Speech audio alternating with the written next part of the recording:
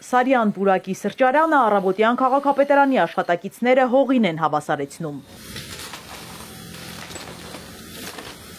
Սեփականատիրոջ Նարինե Վարդանյանի խոսքով այն, ինչ անում է քաղաքային իշխանությունը, վանդալիզմ է։ Ըստ նրա Տիգրան Ավինյանն առանց զգուշացնելու մեկ օրում որոշել եւ հանձնարարել է քանդել 1996 թվականից վերնիսաժի նկարիչների համար բացված այս սրճարանը։ Երբ որ հարկ ա լինում գումար վճարելու կամ տարածքը ինչ որ աղտոտված ա լինում, իրանք տեղում նամակները ուղարկում են։ Ըստ Նարինե Վարդանյանի սրճարանի հետ կապված դատական պրոցեսներ կան, դժգոհում է ինքնական շինություններ, շուրջ բոլորը որքան ասես կան։ Ինչու է քաղաքապետարանը սևեռվել հենց իր օբյեկտի վրա։ Միլիոններով եստեղ գույքս լրիվ զրոյի հավասարվեց, միլիոնների եստեղ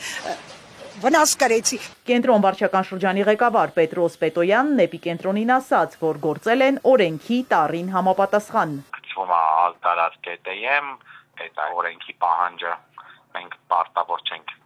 տնտեսվարողին կամ սուբյեկտին ծանուցել, առավել ևս որ դա ինքնական կառույց է, ինքը ինչ որ սեփականություն չենք գնում մաքրում կամ ապամոնտաժ։ Սա մի գործընթաց է, որը կոչվում է համայնքային հողերն ազատել եւ վերադարձնել համայնքին, ասում է Պաշտոնյան։ Մենք ոչ մի միտում որևէ բիզնեսի, որևէ ընկերության, որևէ գործունեության չունենք, ոչ մեկին դեմ չենք։ Մենք դեմ ենք նրան, որ այն տարածքները, որոնք պետք է ծառայեն մարդկանց,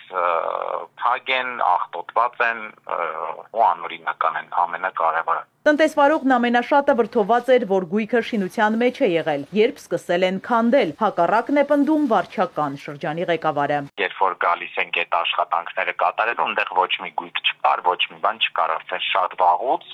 եւ մեր վերջի բոլոր գործընթացները, որ մենք արել ենք, երբ որ մենք գնում ենք եւ այս մաքրման աշխատանքներն ենք կատարում, մենք իրանց զգուշացնում ենք, ժամանակ ենք տալիս, օգնում ենք անգամ։ Թե ինչ է կառուցվելու արդեն ազատված համայնքային այս հողի վրա, առայժմ հայտնի չէ։ Նախ կբարեկարգվի որպես հանրային տարածք, ապա չի բացառվում, որ քննարկումների արդյունքում դառնա մանկական հրապարակ։ Իզաբելլա Հովհաննիսյան, Էպիկենտրոն։